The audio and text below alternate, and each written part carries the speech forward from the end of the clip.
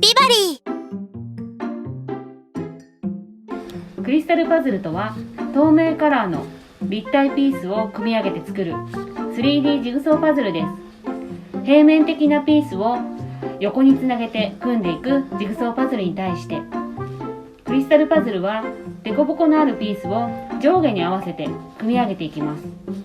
キャラクターや動植物、建物や乗り物など様々なオブジェが出来上がります。完成後はキラキラした外観でインテリアとしても楽しめます。豊富なラインナップでギフトにも最適です。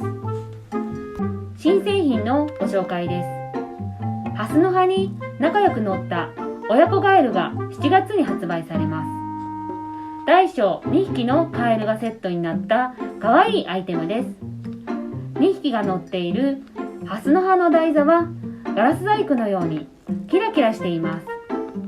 大きいカエルには王冠のワンポイントがついています。どちらのカエルにも目のシールが4種類付属されていますので、異なる表情が楽しめます。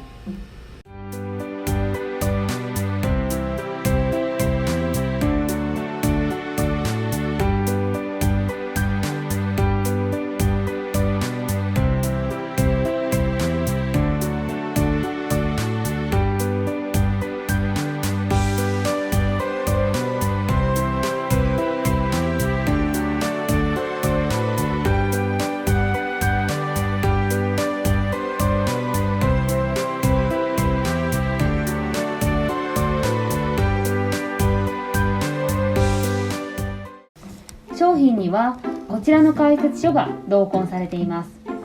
ピースに刻印されている番号とピースの形で組み立て順を説明しています。間違いやすいポイントなども解説しているので、初心者の方にも安心です。解説書はホームページにもアップしていますので、パソコンやスマホからも確認できます。